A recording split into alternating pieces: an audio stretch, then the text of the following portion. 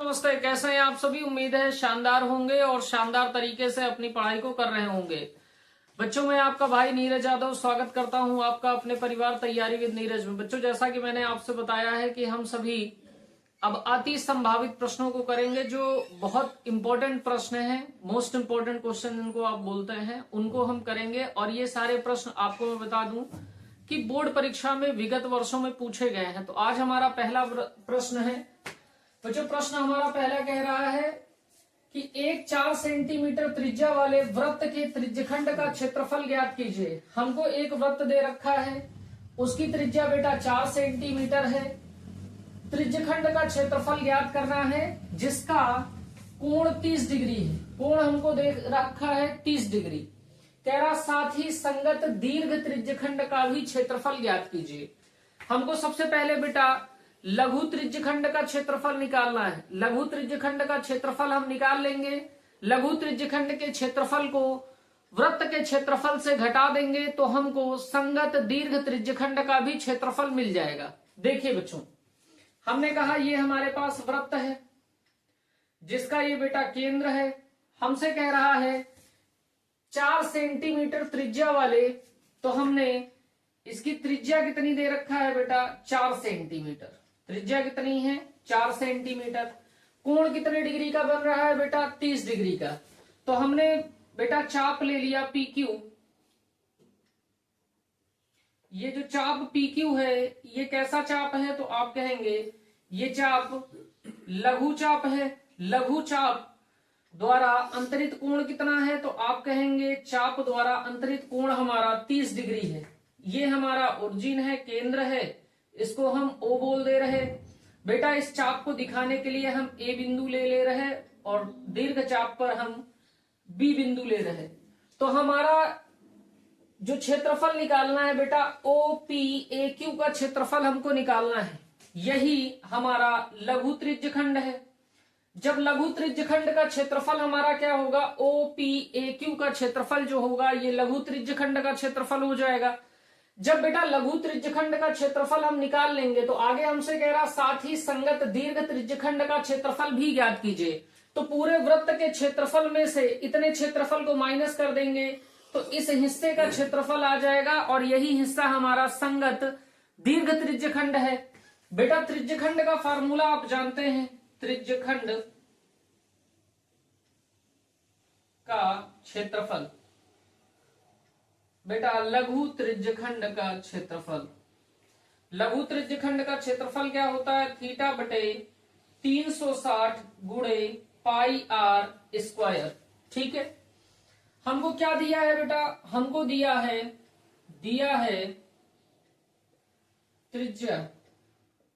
त्रिज्या कितनी हमको दे रखा है, तो आप कहेंगे त्रिज्या आर हमको 4 सेंटीमीटर दे रखा है।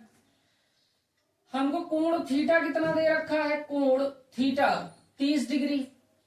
हमसे कह रहा है वृत्त के त्रिज्यखंड का क्षेत्रफल।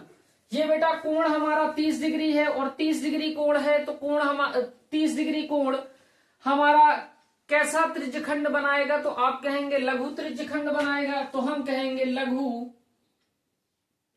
त्रिज्यखंड का क्षेत्रफल। त्रिज्यखंड का क्षेत्रफल, लघु त्रिज्यखंड का क्षेत्रफल हो जाएगा थीटा बटे 360 गुणे पाई आर स्क्वायर। थीटा कितना दे रखा है 30 डिग्री बटे 360, पाई का मतलब 22 बटे 7, आर का मतलब बेटा 4 गुणे 4।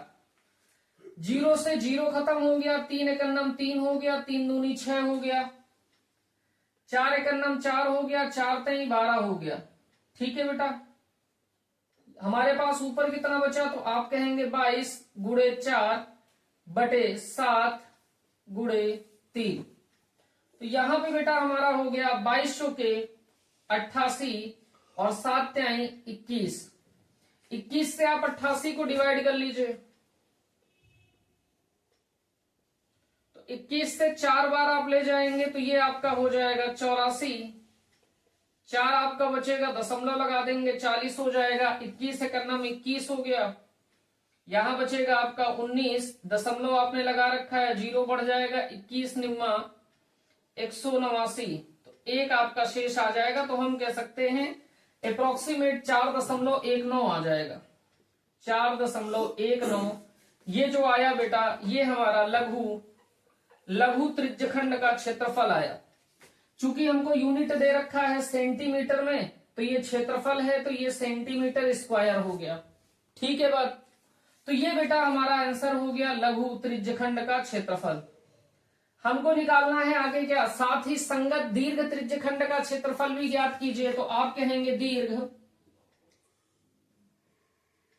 त्रिज्यखंड का क्षेत्रफल, त्रिज्यखंड का क्षेत्रफल।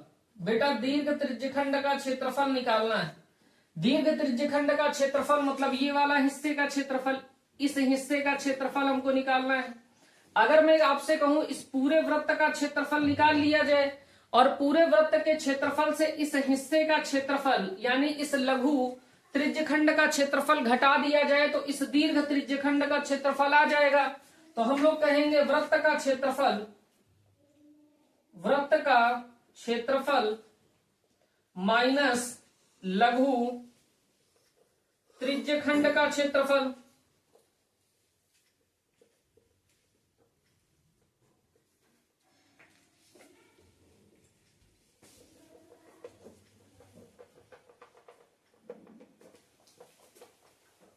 अब बेटा वृत्त का क्षेत्रफल आपका होता है पाई आर स्क्वायर।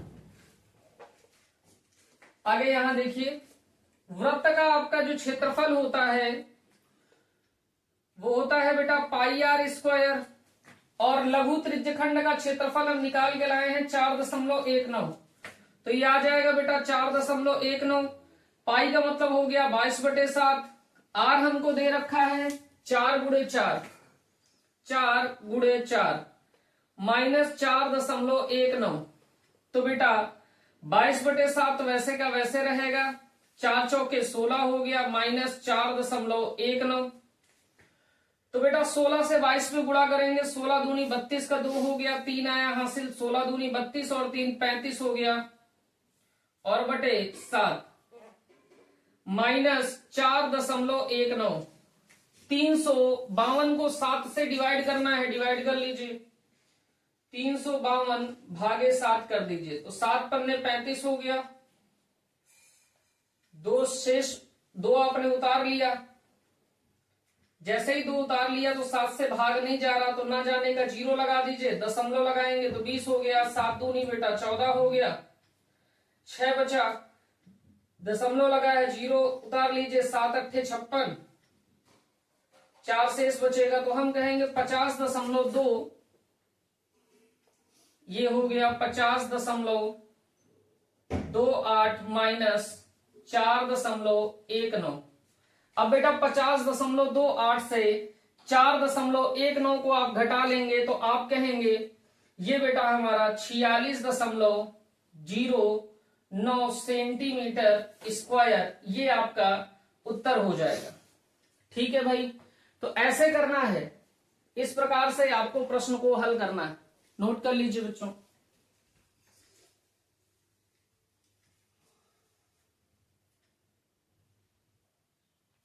बच्चों क्वेश्चन नंबर 2 देखिए क्या कह रहा है। क्वेश्चन नंबर 2 कह रहा है दिए गए चित्र में यदि AB बराबर AC हो तो सिद्ध कीजिए कि BE बराबर CE है।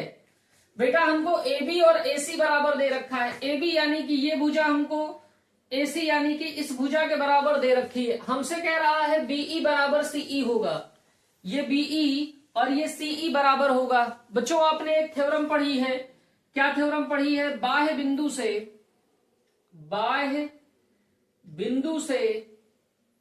से खींची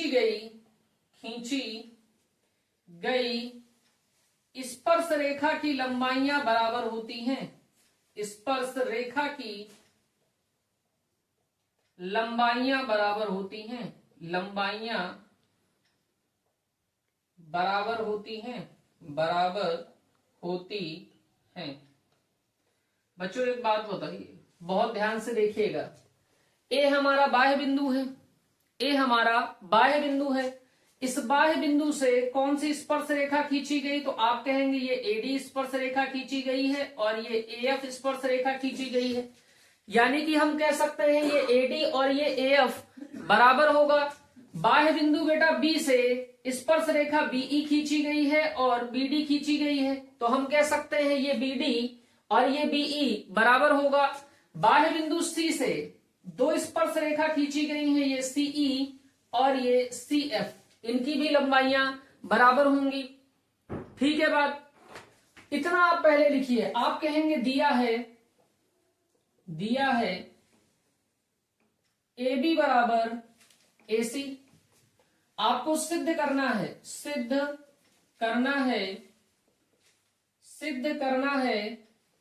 BE बराबर CE। अब आप हल लिखने पे शुरू करिए। तो आप कहेंगे सबसे पहले यही थ्योरम आपको लिखनी है, क्योंकि A, B और C हमारे क्या हैं, बाह्य बिंदु हैं। तो आप कहेंगे बाह्य बिंदु से खींची गई स्पर्श रेखा की लंबाइयां समान होती हैं। जब लंबाइयां समान होती हैं बेटा, तो बाह्य बिंदु A से खींची गई स्पर्श रेखा AD और AF है, तो हम कहेंगे AD बराबर है बेटा AF के। ये समीकरण 1 हो गया। बाह्य बिंदु B से खींची गई स्पर्श रेखा BE और BD है, तो हम कहेंगे BE और BD बेटा बराबर होंगे, ये समीकरण नंबर 2 है।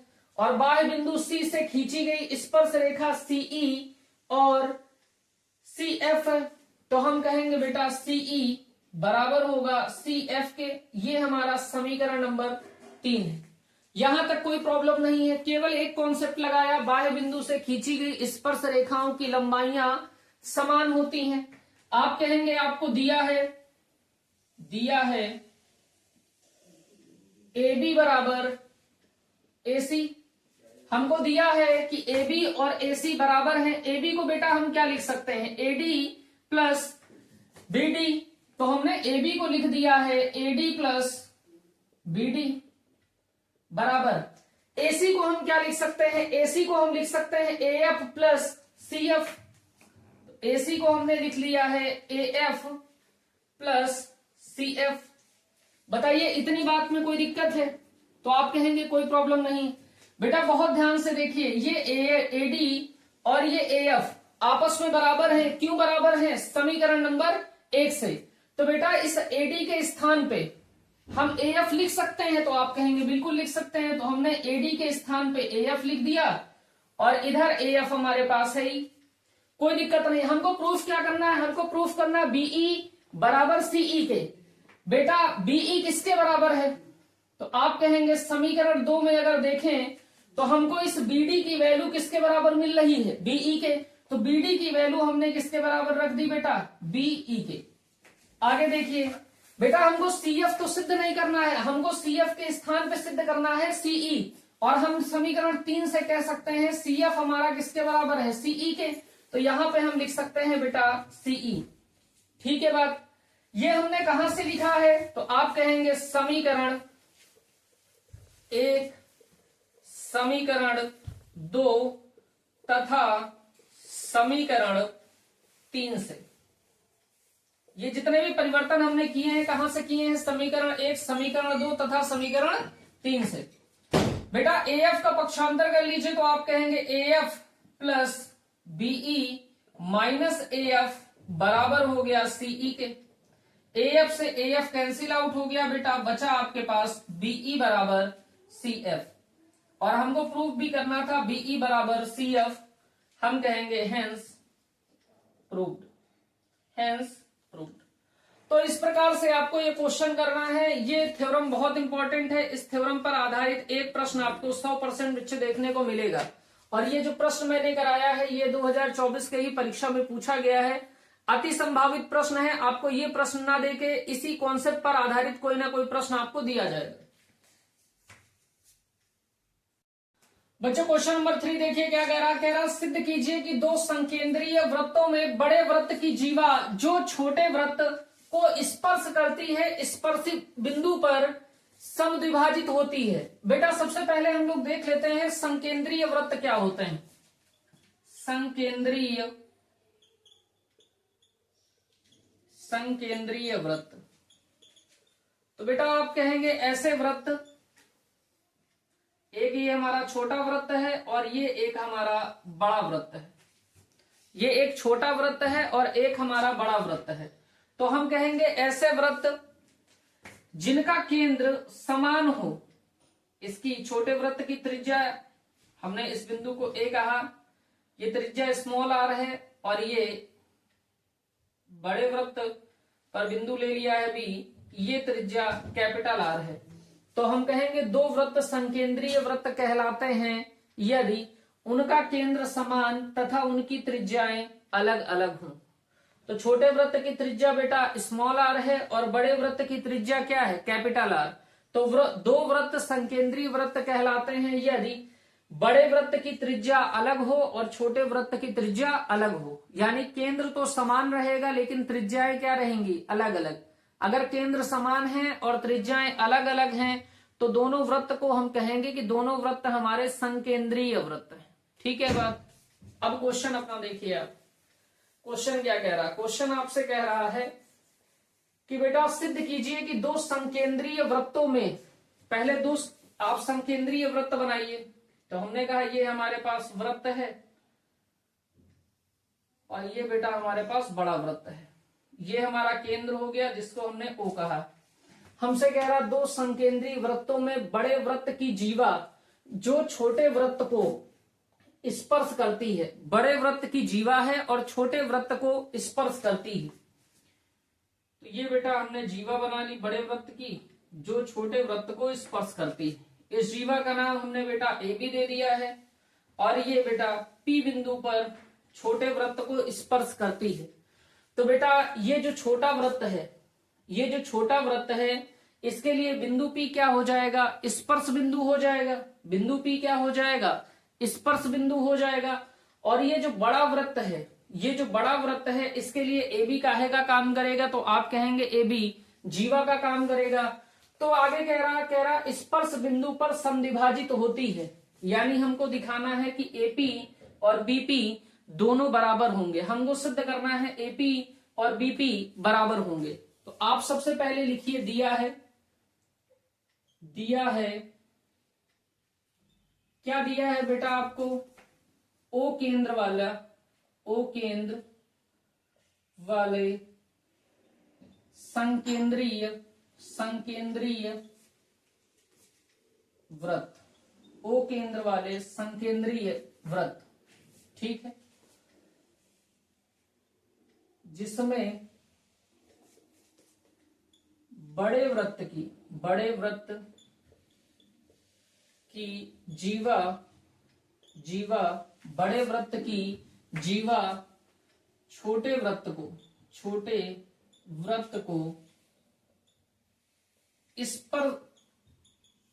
को स्पर्श बिंदु पी पर स्पर्श करती। ठीक है, हमको क्या सिद्ध करना है, सिद्ध क्या करना है बेटा, हमको सिद्ध करना है कि एपी और बीपी बराबर होंगे। एपी बराबर होगा बीपी के। हमसे कह रहा ना स्पर्श बिंदु पर समद्विभाजित होती है, यानी इस स्पर्श बिंदु पर ये दो भाग में डिवाइड हो जाती है। दो पार्ट्स में डिवाइड होने का मतलब जितना एपी होगा उतना ही बीपी होगा। आप देखिए बहुत ध्यान से बेटा, हम एक छोटी सी बात जानते हैं कि स्पर्श स्पर्श रेखा स्पर्श बिंदु से जाने वाली त्रिज्या पर लंब होता है। स्पर्श रेखा से जाने वाली त्रिज्या पर लंब होता है। तो ये ओपी परपेंडिकुलर है। आप हल पे देखिए, तो हम कहेंगे ओपी परपेंडिकुलर है एबी पर। जब ओपी परपेंडिकुलर एबी पर है, ये हम कहां से लिख रहे हैं, तो हम जानते हैं स्पर्श रेखा स्पर्श रेखा स्पर्श बिंदु से जाने वाली त्रिज्या पर लंब होती है। ये प्रमेय है हमारी 10.1। ठीक है, अब एक छोटी सी बात बताइए, ओपी परपेंडिकुलर हो गया एबी पर। बेटा ओए को हमने मिला दिया है, ओए को हमने मिलाया और ओबी को हमने मिलाया, ओए को हमने मिलाया और ओबी को हमने मिलाया। बहुत ध्यान से देखिएगा, ओपी परपेंडिकुलर है तो ये कोण 90 डिग्री बनेगा, तो ये कोण भी तो 90 डिग्री बनेगा। ओए हमारी क्या है, त्रिज्या, और ओबी हमारी क्या है, त्रिज्या। अगर हम आपसे कहें कि त्रिभुज ओपीए और त्रिभुज ओपीबी को हम सर्वांगसम सिद्ध कर दें, अगर त्रिभुज ओपीए और ओपीबी को सर्वांगसम सिद्ध कर दें तो हम सीपी से कह सकते हैं एपी और बीपी बराबर होंगे। तो हम बेटा दोनों त्रिभुजों को सर्वांगसम सिद्ध करने चल रहे हैं। हमने कहा समकोण त्रिभुज, हम समकोण त्रिभुज ना कहिए, आप कहिए त्रिभुज ओपीए तथा त्रिभुज ओपीबी में, त्रिभुज ओपीए तथा ओपीबी में ओए बराबर होगा ओबी के, ओए बराबर है ओबी के। कारण क्या है बेटा, त्रिज्या। दोनों हमारी क्या है, त्रिज्या है। आगे देखिए, तो आप कहेंगे बेटा ये ओपी और ये ओपी, ये बेटा त्रिभुज आप बनाएंगे ओ पी ए, तो बेटा ये कोण 90 डिग्री, और त्रिभुज आप बनाएंगे ओ पी बी, तो ये कोण 90 डिग्री। आपने कहा ओए बराबर है ओबी के, क्योंकि दोनों त्रिज्याएं हैं। यहां देखिए ये ओपी और यहां देखिए ये ओपी, दोनों में क्या है बेटा, उभयनिष्ठ। तो हमने कहा ओपी बराबर है ओपी के, कारण क्या है बेटा, उभयनिष्ठ, कारण आपका है उभयनिष्ठ। और देखिए बेटा ये कोण ओपीए 90 डिग्री है और ये कोण ओपीबी ये भी 90 डिग्री है। तो हम कहेंगे कोण ओपी ए बराबर होगा कोण ओपी बी। कारण क्या है, समकोण। दोनों कैसे हैं, समकोण। तो बेटा दोनों त्रिभुज में हम देख रहे हैं कि 90 डिग्री के जस्ट सामने वाली भुजाकर्ण होती है, 90 डिग्री के जस्ट सामने वाली भुजाकर्ण होती है। तो हमने एक सर्वांग समता नियम पढ़ रखा है, समकोण भुजा कर्ण सर्वांग समता से दोनों त्रिभुज हमारे क्या हो जाएंगे, सर्वांग सम। तो हम कहेंगे अब समकोण भुजा कर्ण सर्वांग समता से, सर्वांग समता से त्रिभुज ओपीए सर्वांग सम है त्रिभुज ओपीबी के। रीजन आपको पता है, right angle hypotenuse side rules. इतनी बात आपको क्लियर है। आगे यहां देखिए बेटा, समकोण भुजाकर्ण सर्वांग समता क्या होती है, यदि किसी एक त्रिभुज में, यदि किसी त्रिभुज में एक कोण बेटा समकोण और कर्ण दूसरे त्रिभुज के एक कोण समकोण और कर्ण के बराबर हो, और उसकी कोई अन्य भुजा दूसरे त्रिभुज की अन्य भुजा के बराबर हो, कोई एक, चाहे लंब बराबर हो जाए और चाहे बेटा आधार बराबर हो जाए। तो यहां हमारा लंब बराबर है, तो दोनों त्रिभुज हमारे RHS रूल्स है, यानी समकोण भुजाकर्ण सर्वांग समता से सर्वांग सम हो गए। अब हम जानते हैं बेटा सर्वांग सम त्रिभुजों के संगत कोण बराबर और संगत भुजाएं बराबर होती हैं। तो हम कहेंगे सर्वांग सम त्रिभुजों के भुजों के संगत कोण तथा संगत भुजाएं बराबर होती हैं। अतः AP बराबर है PB के, AP बराबर है PB के।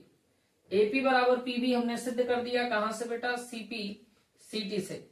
एपी बराबर पीबी है, यानी पी एबी का मध्य बिंदु है। अगर पी एबी का मध्य बिंदु है, इसका मतलब बेटा एपी और पीबी बराबर होंगे। वही हमको सिद्ध करना था, ये बात हमने सिद्ध कर दी। तो ऐसे करना है बेटा। तो ये क्वेश्चन भी आपका हो गया। ये सारे प्रश्न बहुत महत्वपूर्ण प्रश्न हैं। तो आज की कक्षा हम लोग यहीं तक रखेंगे बेटा। जय हिंद।